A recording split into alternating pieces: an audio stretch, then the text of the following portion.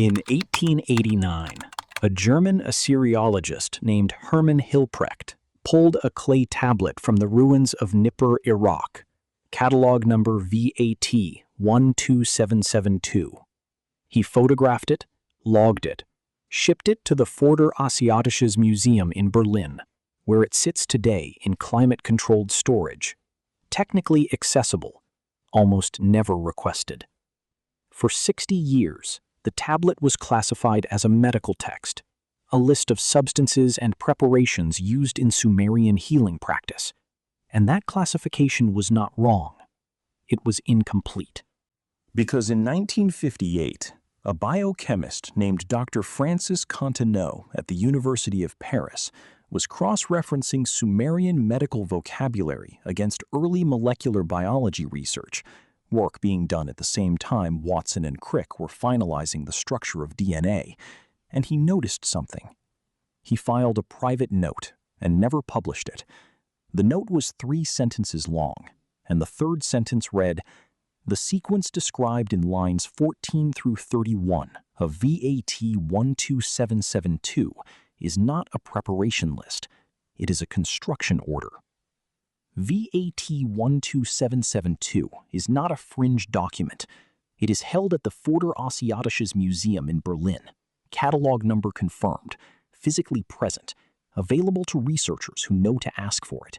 Physical dimensions: 9.2 centimeters wide, 12.4 centimeters tall, pale brown baked clay, excavated from the temple district of Nippur during the German-American expedition of 1888 to 1900.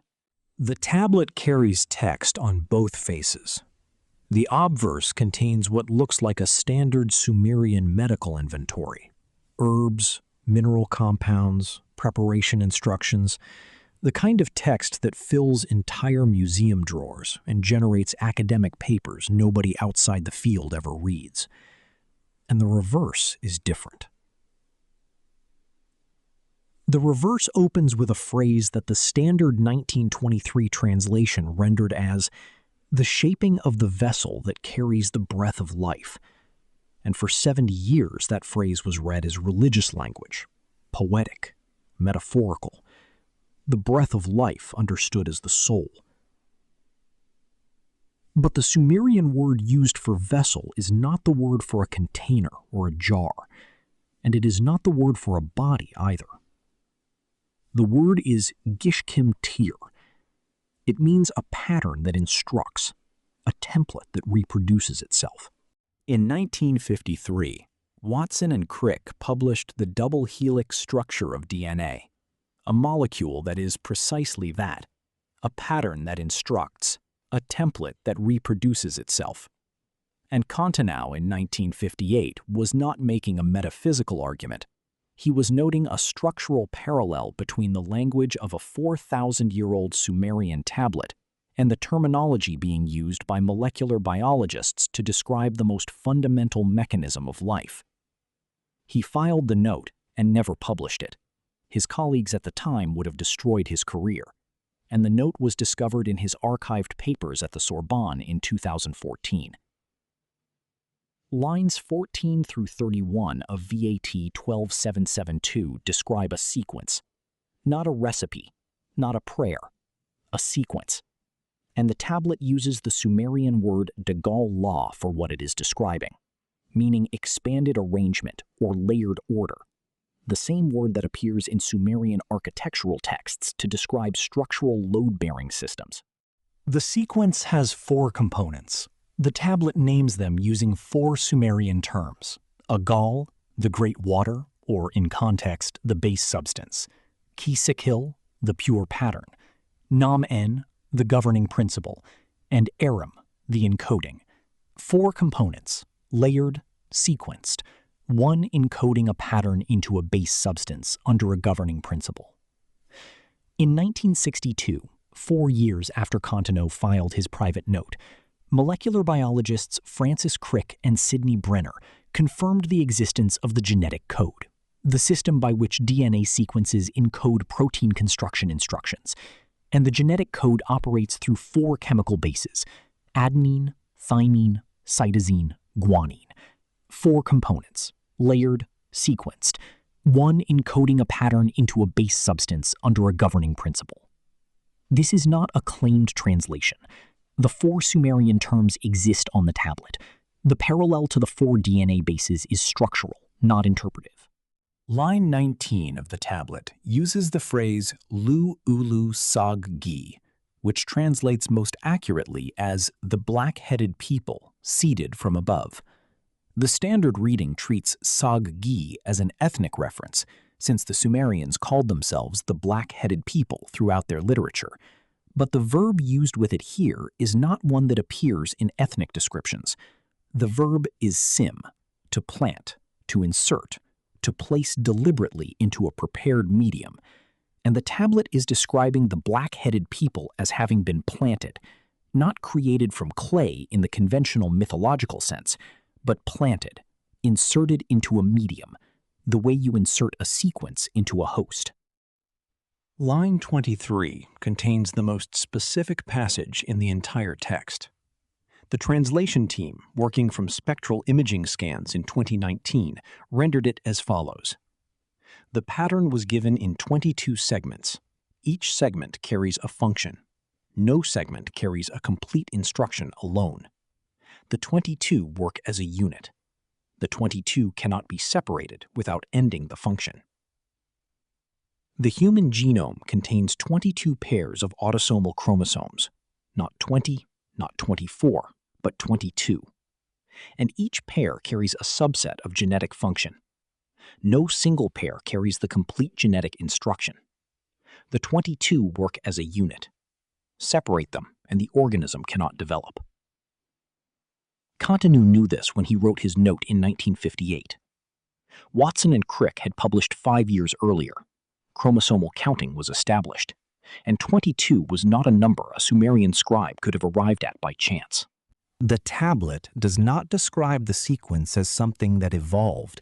It describes it as something that was designed, and the Sumerian word used for the act of creation in lines 14 through 31 is not dim, the standard word for making or constructing, but bal-ah, which means to pour from one vessel into another, to transfer, to replicate from a source into a new medium. The Anunnaki appear in the text 3 times, not as gods performing miracles, but as technicians following a procedure. Line 17 reads, "The Anunnaki of the great below measured the portions." Line 22 reads, "The portion setters confirmed the 22 before the ceiling." Line 29 reads, "The function was locked, the pattern was complete. What was placed cannot be unplaced." The language is engineering language, measurement, confirmation, locking, completion. And the Sumerians did not write this way about mythology. They wrote this way about irrigation systems, building specifications, administrative procedures. In 2003, the Human Genome Project published its findings: 3 billion base pairs, 22 autosomal chromosome pairs, a system of such complexity that the project director Francis Collins described it publicly as the language in which God wrote life. And the Sumerians described the same system 4,000 years earlier, called the authors the Anunnaki, described the process as measurement, confirmation, and locking, and gave a number: 22. Contenau's 1958 note was filed, not published, and found in 2014. In 1976, a Sumerian scholar at Columbia University named Dr. Samuel Noah Kramer, the foremost expert on Sumerian literature of his generation, was asked in an interview whether any Sumerian texts described human biological origins in technical rather than mythological terms. He said yes. He named 3 tablets. VAT 12772 was one of them. And when asked if he planned to publish a full analysis, he said, "Not in my lifetime." He died in 1990 and never published on the topic. In 2019, a team at the Oriental Institute submitted a formal proposal to conduct a comprehensive computational analysis of VAT 12772 alongside 47 related tablets from the same excavation site. The proposal was approved, Funding was allocated, and 6 months into the project, the lead researcher, whose name does not appear in public records because the institutional agreement required anonymity, filed a report stating the preliminary findings were significant enough to warrant peer review before continuation. The peer review has not been completed. The project status as of this recording is listed as paused pending methodological review. That status has been unchanged for 3 years. The tablet is still in Berlin, the catalog record is public, and the preliminary findings are not. The Sumerians appeared in the historical record with no developmental precursor. Writing, mathematics, astronomy, medicine, legal systems, agriculture, all of it arrived together fully formed around 4500 BCE, and mainstream archaeology calls this the Sumerian miracle.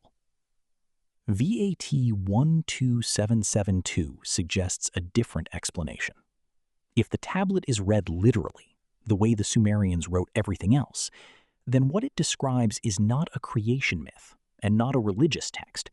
It is a record of a procedure in which beings the Sumerians called the Anunnaki designed a genetic sequence, confirmed 22 functional segments, locked the pattern, and inserted it into a prepared medium. And the medium was us. The question the tablet does not answer is why. It describes the procedure, names the participants, gives the number, but does not say what the purpose was. The Human Genome Project mapped the pattern, and we still do not fully understand what most of it is for. The regions that code for proteins, the regions we understand, make up approximately 2% of the total genome, and the remaining 98% was labeled junk DNA for decades. It is not junk. It is simply sequence we have not yet decoded. The Sumerians called that sequence the pattern that was given. They wrote, "The 22 cannot be separated without ending the function." And what function exactly was encoded into the 98% we cannot yet read, the tablet does not say. VAT 12772 is in Berlin. The 2019 analysis is paused, and the 22 are still there, waiting to be fully read. Subscribe, because in 2 days I am covering VAT 9116, the Berlin tablet that lists the Abzu as a facility with a maintenance schedule, workers recorded by name, tool allocations documented, and one entry from the final administrative cycle before the flood describes a preparation task that only makes sense if you have read what VAT 12772 says about what was being preserved and why. The video is on screen. Click it. I'll see you in 2 days.